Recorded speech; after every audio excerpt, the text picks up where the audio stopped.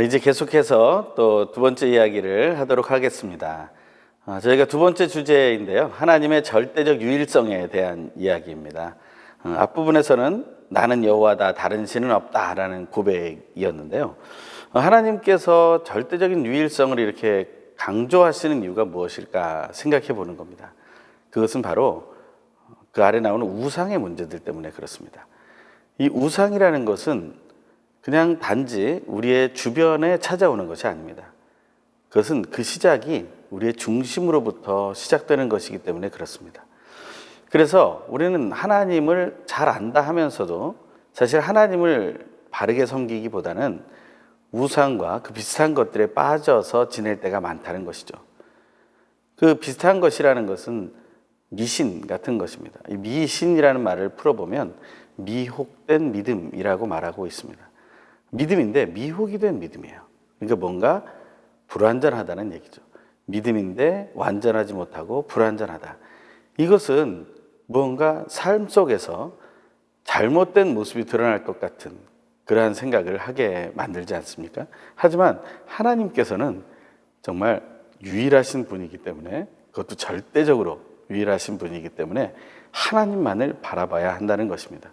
하지만 이것은 이스라엘 백성이 믿고 있는 유일신론과는 좀 다릅니다. 유일한 삼위일체 하나님을 우리는 믿고 있는 것이죠.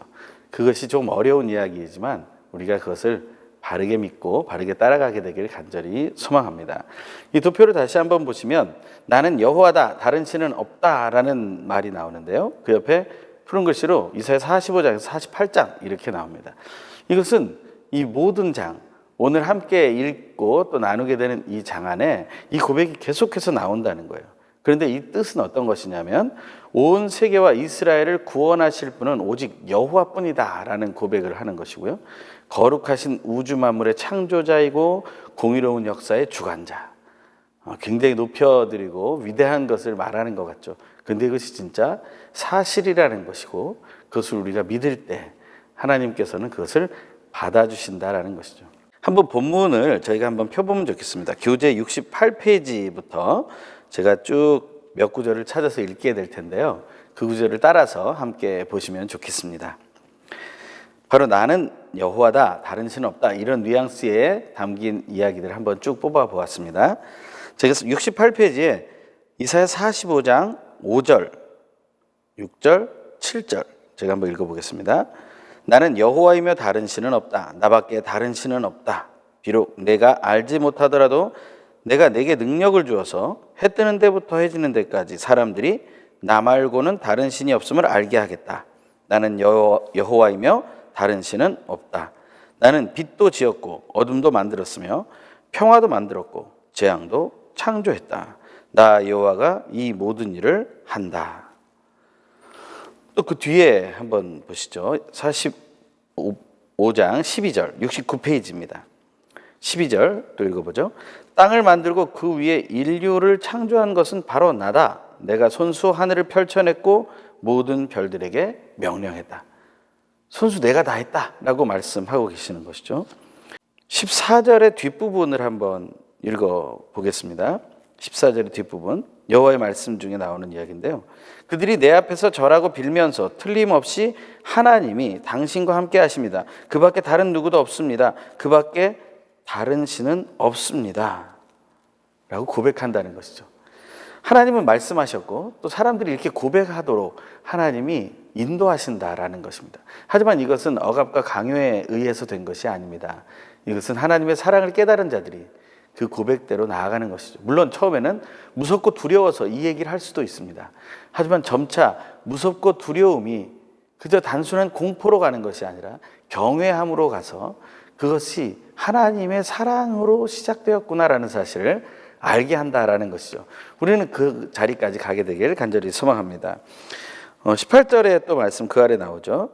나는 여호와다 나밖에 다른 이가 없다라는 말이 나옵니다. 또 70페이지에 보면 45장 21절 그것은 나 바로 여호와가 아니냐 나밖에 다른 신은 없으니 라고 말합니다. 또 나는 하나님이다 나밖에는 아무도 없다 라고 말합니다. 또 22절에 내가 하나님이니 나밖에는 아무도 없다 라고 말합니다. 46장은 또 어떻습니까? 9절에 보니까요. 71페이지입니다. 나는 하나님이니 나밖에 다른 신이 없다. 나는 하나님이니 나 같은 이가 없다. 라고 말하고 있어요. 이렇게 계속 반복하는 것을 우리가 꼭 봐야 하는가? 봐야죠.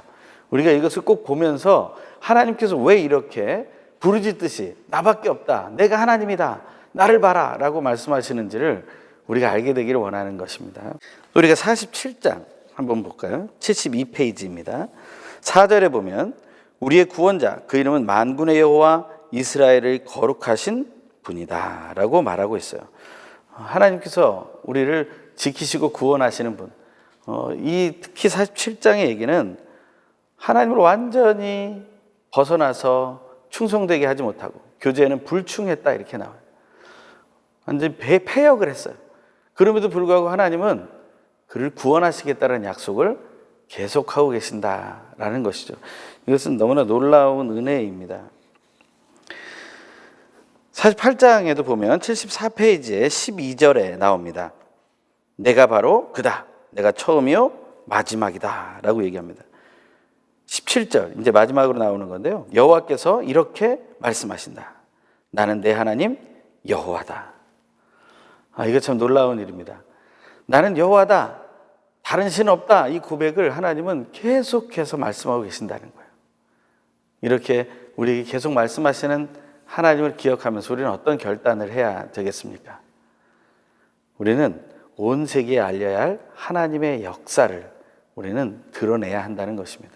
어떤 것을 선포해야 됩니까? 자료를 보니까 이스라엘의 하나님만이 유일하심을 선포해야 된다라고 말합니다. 또 두 번째, 구원 계획을 반드시 이루실 것을 선포해야 된다 이렇게 말하고 있습니다. 그리고 종말론적 미래의 궁극적으로 성취됨을 선포해야 된다라고 말합니다. 저희가 한번 펴보죠. 79페이지를 한번 보겠습니다. 79페이지. 하나님께서 구원을 이루어 가신다는 사실을 우리는 드러내야 하는데 3번에 괄호 1번 이스라엘의 영원한 구원에 대한 얘기를 반괄호 1번에서 또 하게 됩니다. 읽어보죠. 궁극적으로 모든 열방이 이스라엘에 굴복하면서 이스라엘의 하나님만이 참되고 유일한 하나님이심을 인정하게 될 것을 예언한다. 이것이 우리가 선포해야 될 내용이라는 것입니다. 이스라엘의 하나님만이 유일하시다.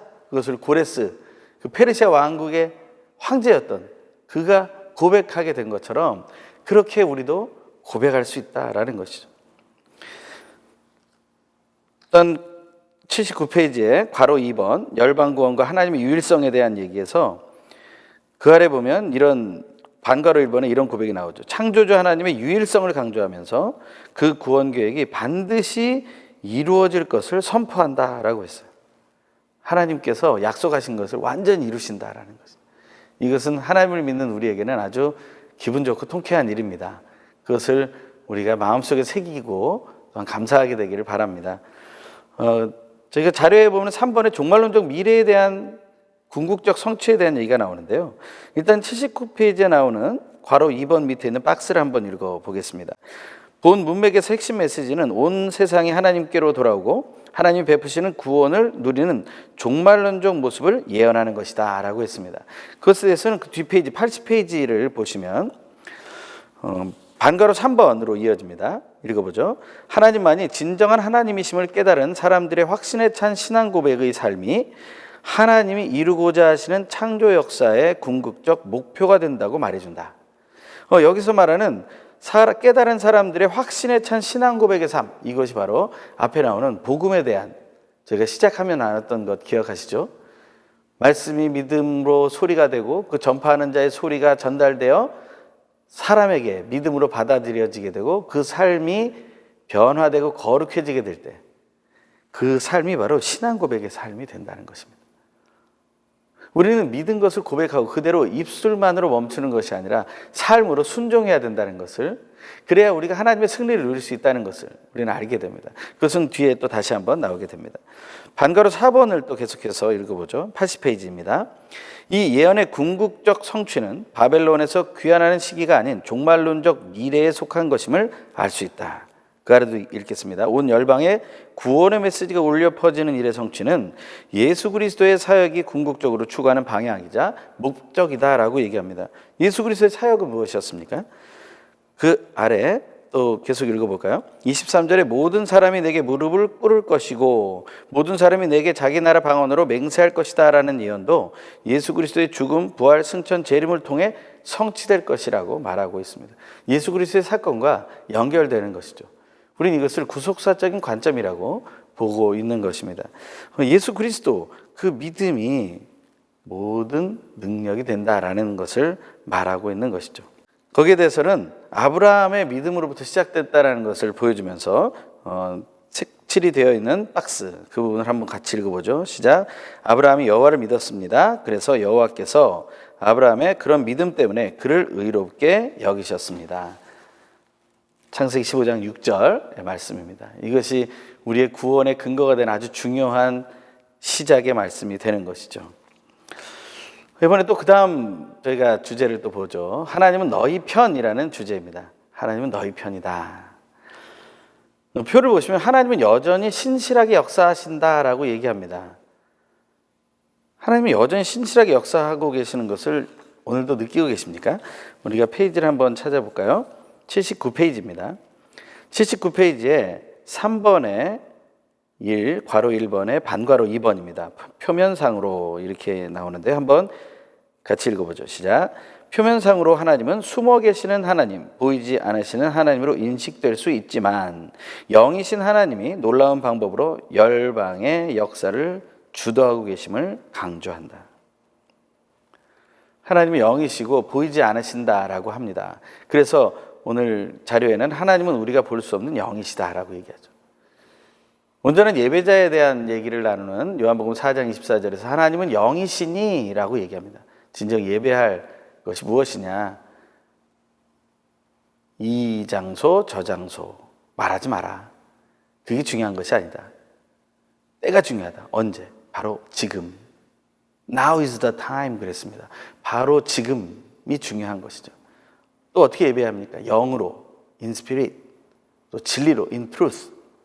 우리가 하나님께 예배하는 것은 바로 영이신 하나님께 예배하는 것입니다. 하나님은 우리의 영과 소통하시죠. 우리는 육체와 마음만 가지고 있다고 생각하는 경우가 많습니다. 하지만 우리는 영이 있음을 기억해야 합니다. 또 우리는 스스로 우리는 하나님의 형상과 모양대로 만들어진 우리는 하나님을 닮은 영이다라고 말할 수도 있어야 되는 것이죠. 그럴 때 영과 영의 소통을 우리는 체험할 수 있게 되고 그저 육체의 눈으로 보는 것이 아니라 마음의 눈으로 보는 것이 아니라 영의 눈으로도 볼 수 있는 놀라운 체험을 우리는 경험하게 된다는 것입니다. 하지만 보이지 않게 숨어 계신다라는 거죠. 하지만 볼 수 없기 때문에 숨어 있는 것처럼 보이는 것이지 역사하지 않는 것은 아닙니다. 그래서 하나님은 역사하시고 그냥 몰래 역사만 하시는 것이 아니라 오히려 역사를 주도하신다라고 말합니다. 하지만 하나님의 역사를 어떻게 알 수 있습니까? 그것은 오늘 나오는 본문의 말씀 속에 하나님은 바벨론 우상을 멸망시킴으로써 하나님은 역사하심을 보여주신다라는 것이죠. 이 우상이 얼마나 크고 놀랍습니까? 다니엘 같은 예언서에 보면 느부갓네살이라는 바벨론의 왕이 얼마나 놀라운 꿈을 꿉니까? 어마어마한 큰 신상을 보게 되죠. 또 그는 자기의 상을 그렇게 큰 신상처럼 만들어서 또 섬기게 합니다. 또 고대 유적들이나 유물들을 보면 얼마나 거대한 것들을 만들어 놓고 또 섬기게 합니까? 그러한 것들이 다 우상들입니다. 하지만 그것이 무용지물이며 아무것도 아니라는 것을 오늘 본문에서는 계속해서 강조하고 있는 것이죠. 저희가 다 읽지는 않겠지만 거기 요약된 자료를 보면서 한번 81페이지, 84페이지 교재와 함께 나누도록 하겠습니다. 그 첫 번째는 바벨론 신 벨과 느보는 몰락하게 된다라는 것이죠. 바벨론 벨과 느보에 대한 이야기를 한번 저희가 살펴보죠. 81페이지 1번에 반괄호 1번입니다. 그 부분을 읽어볼게요. 바벨론 신 벨과 느보의 몰락을 통해 우상숭배의 허구와 헛됨을 지적하면서 이 세상의 참된 신은 오직 여호와 하나님 한 분뿐이심을 암시하고 있다. 근데 벨과 느보는 무엇입니까? 그 아래에 설명이 되어 있어요. 벨은 주인이라는 뜻이죠. 이 바알이 주라는 뜻이거든요. 연관된 단어인 거라고 사람들은 생각합니다. 주라는 뜻으로 바벨론 신 마둑을 지칭하며 바람과 폭풍을 주관하는 신의 이름이다라고 얘기합니다. 또 느보라는 이름은 벨의 아들이고요. 지혜와 학문의 신을 지칭한다라고 얘기합니다. 이 느보의 이 신의 이름을 딴 게 바로 느부갓네살이 되겠죠. 근데 그런 것처럼 이 벨과 느보는 이렇게 뭔가 특별한 능력이 있고 뭔가 다스리는 것 같지만 사실 그것은 무능력하다라는 사실을 말해주기 원하는 거죠. 그래서 이번에 보면 바벨론 우상들은 무능력하고 허무하고 헛되다. 이것을 하나님께서는 보여주고 계신다는 것이죠. 그 아래 한번 또 읽어볼까요? 반괄호 2번 3절에서 5절은 무능력한 바벨론 우상들과 대조적으로 창조주 하나님은 이스라엘의 남은 자들을 끝까지 인도 보호하실 것을 약속하는 말씀을 기록하고 있다라고 했습니다. 하나님께서는 이 무능력한 바벨론 우상을 드러내 보이기를 원하신다는 것이죠. 또 우상은 또 어떻습니까? 세 번째 보니까 하나님의 심판으로 우상들은 파괴될 것이라고 그랬어요. 우상들이 어떻게 파괴되는 것입니까? 그냥 존재가 어떤 하나의 상징이 파괴되는 것입니까? 아니요. 그건 물질이기 때문에 파괴될 수밖에 없는 것입니다. 아무리 잘 만들어져도 쪼개지고 깨질 수 있는 것이고 또 불에 타서 녹아 없어질 수도 있는 것들입니다. 그런 것을 섬기고 있다라는 것이죠. 81페이지에 반괄호 3번을 보시면 1번의 반괄호 3번 그러므로 세상 물질로 만들어진 우상을 숭배하는 어리석은 인생을 살지 말고 살아계신 하나님을 영접하고 경배하라는 도전을 주고 있다. 그것은 이어져서요. 2번에 반괄호 1번에 나오면 신앙적 도전을 하고 있다 이런 얘기가 나옵니다. 하나님은 우상을 쓰러뜨리시면서 우리에게 이스라엘 백성에게 했던 것처럼 신앙적인 도전을 하고 계시는 것이죠. 하나님만이 참 신시다라는 것입니다. 이 우상의 이야기는 굉장히 깊이 들어와 있는 것을 우리는 보게 됩니다. 이 벨과 느보에 대한 이야기는 우리가 한번 질문 안에서 보게 되는데요. 82페이지에 나오는 질문 5번입니다. 지금 내 삶 속에 보이는 벨과 느보는 무엇인가요? 자연을 관장하고 재해를 관장하고 지혜와 학문을 관장하는 신이 있다고 믿으십니까? 그것은 어떤 것이라고 생각합니까? 우리가 그것을 바르게 선택할 수 있어야 합니다. 우리의 마음속에 어떤 생각이 드냐에 따라서 나에게 벨과 느보가 무엇인지를 하나님은 알게 하실 것입니다. 우리의 중심으로까지 파고든 그러한 우상들은 하나님의 손에 의해서 파괴될 것입니다. 84페이지를 한번 저희가 펴보면 바벨론이 재앙을 받고 무너지게 되는데요. 그 이유가 뭐냐면 이 우상을 숭배하다가 버리지 않았기 때문이고 느부갓네살과 벨사살조차도 자기가 신인 것처럼 생각을 했기 때문이라는 거죠. 하지만 벨사살이라는 이 바벨론의 왕이 어떻게 무너집니까? 다니엘 마지막에 보면 갑자기 연회 중에 나타난 그 커다란 손, 그 손이 쓴 글씨를 읽지 못해서 두려움에 빠져서 있다가 다니엘이 그 글을 풀어주고 그 이후에 바로 멸망의 순간을 맞이하게 되는 것이죠. 그것이 바로 멸망의 이유였다는 것입니다. 바벨론에 내리는 재앙, 괄호 2번에 반괄호 1번을 한번 읽어보겠습니다. 세속적 자만심과 종교적 자만심에 의해 하나님의 재앙을 받게 될 것이다. 우리에게는 이 세속적 자만심과 종교적인 자만심이 없는지 한번 살펴봐야 하겠습니다. 반괄호 2번에 나만의 삶을 추구하는 인생에 대한 재앙의 결과는 결국 자녀를 잃고 과부가 되는 고통과 수치임을 보여주게 된다. 반괄호 3번의 뒷부분에 보면 교만함의 극치로 인해서 하나님의 심판이 일한다. 이 교만함의 극치. 그래서 제가 보여드린 자료에 보면 4번에 미신적 지혜와 우상적 사술은 교만일 뿐이다라고 얘기하는 거예요. 그 아래 보면 바벨론 종교의 무익성, 괄호 3번에 반괄호 1번을 보시면 미신적 지혜와 우상적 사술을 의지하며 살아가는 삶에 대한 얘기를 하고 있습니다. 하지만 이런 우상이 우리 편이 아니라 하나님이 우리의 편이라는 사실을 우리가 알게 되기를 간절히 소망합니다. 우리가 교재에서는 전체적으로 또 나와 있지는 않지만 저희가 네 번째 주제, 하나님의 주권적인 사랑에 대한 부분을 얘기하고자 하는데요.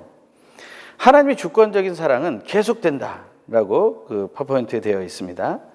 한번 같이 볼까요? 앞에 나왔던 이야기인데요.